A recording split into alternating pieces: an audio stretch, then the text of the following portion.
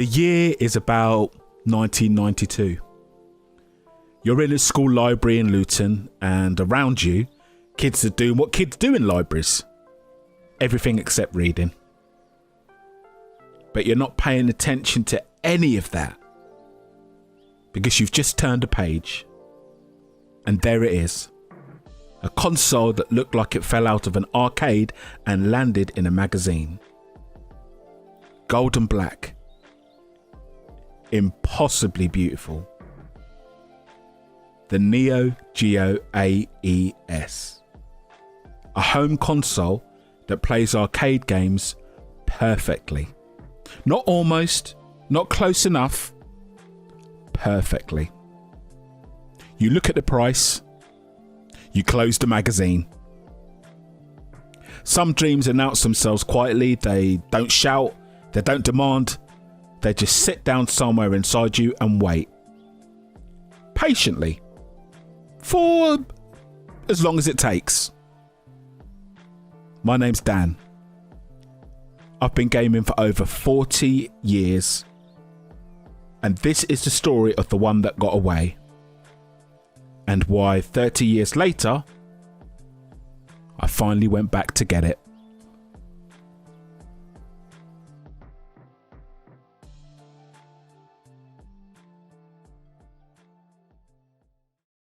I started where most British kids started in the late 80s. The Sega Master System. Not a choice exactly, more a geography. In the UK, that was what was available, what was affordable, what was under the Christmas tree, if you were lucky enough. But it was enough, more than enough. It opened a door.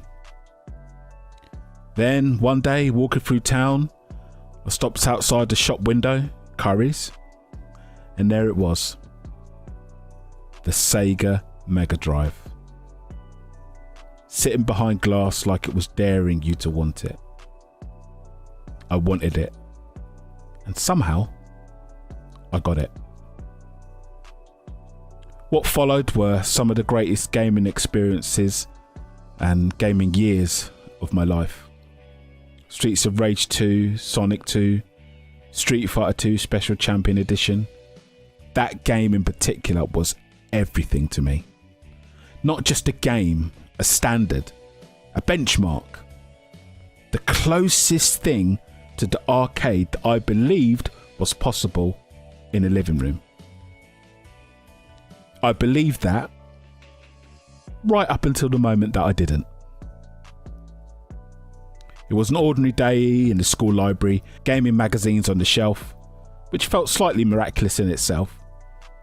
I wasn't looking for anything in particular, I was just turning pages, and then I stopped. The Neo Geo AES. A home console with arcade hardware built directly into it.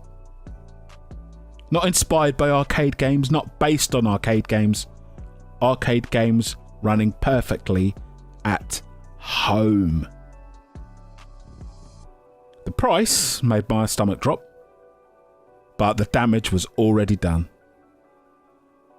And then came Games World, a Saturday morning television programme that, for a certain generation of British gaming kids, was basically church. And one week they showed Samurai Showdown running on a Neo Geo. And I remember the movement of the characters, the way the camera zoomed in during close moments, the sheer weight of it. And I remember Tim Boone looking down the lens and saying something that stopped me completely. Something like, "Street Fighter, eat your heart out." My favourite game in the world, Street Fighter 2 Special Champion Edition, the thing I had measured everything against, and someone whose job it is to know about games was telling me there's something better. On a console that I couldn't afford. On a console nobody I knew could afford. The Neo Geo wasn't aspirational like a sports car where you at least knew someone who knew someone. It existed in a different dimension entirely. We knew what it was. We knew what it could do.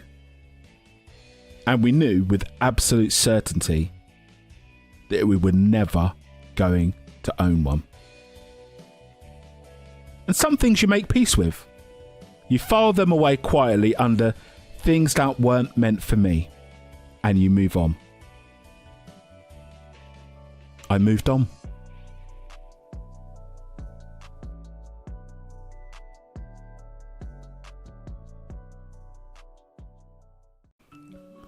Life has a way of filling the spaces that dreams leave behind.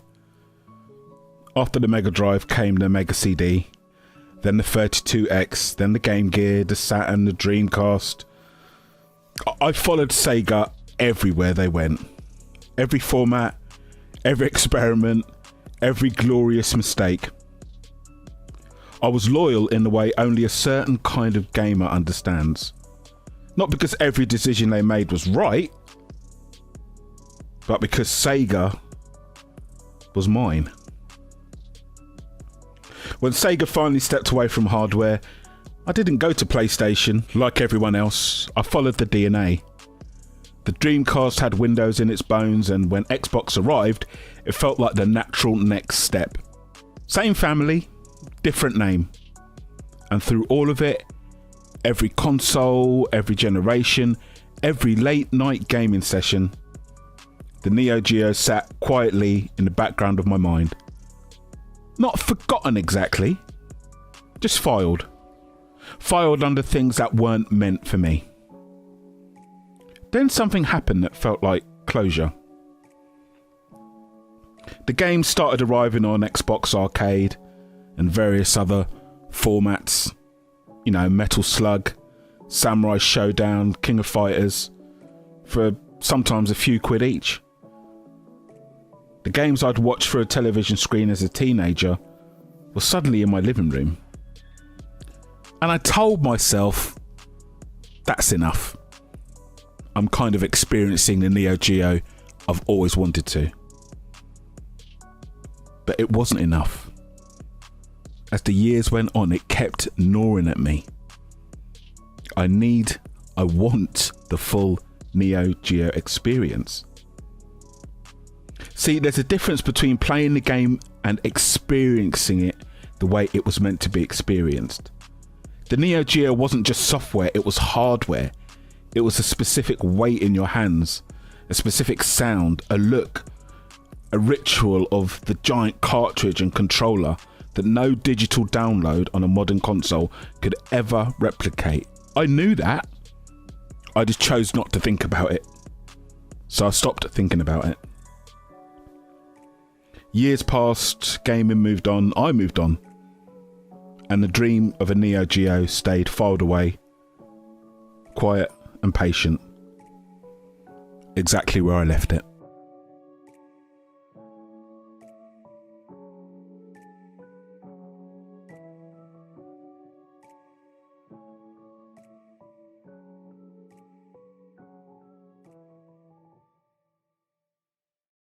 There was no heavenly light.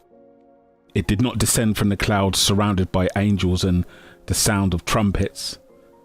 The Neo Geo did not announce its return to me with the drama it deserved. It popped up as an online advert. I assumed it was another emulation box, another miniaturized tribute dressed up in familiar colours. I'd seen enough of those to know the disappointment they delivered. But something made me look closer. Because it looked just like the Neo Geo from my memories. Not inspired by it, not reminiscent of it, exactly like it.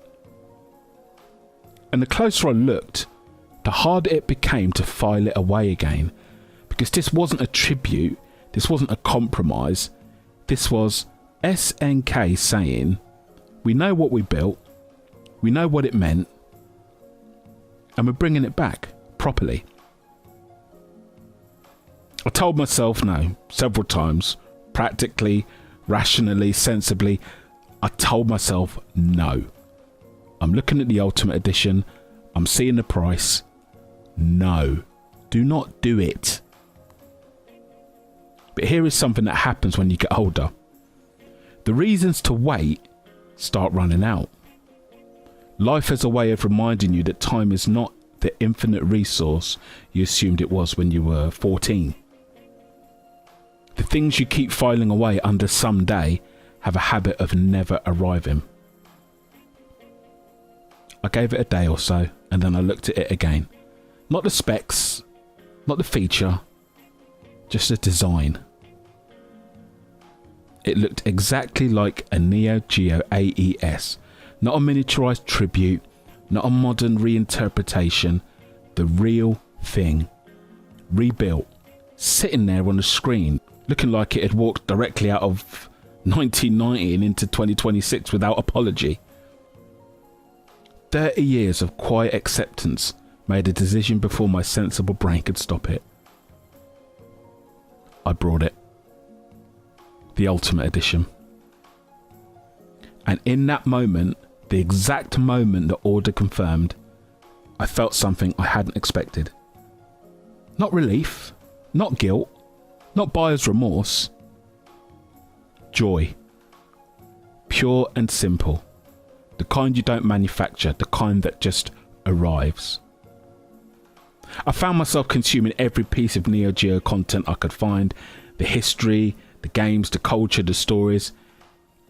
Everything that had happened since I stopped being interested in it to that degree as a 14-year-old boy.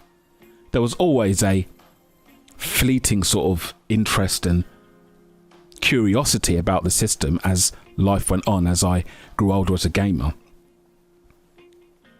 But I consumed as much as I could.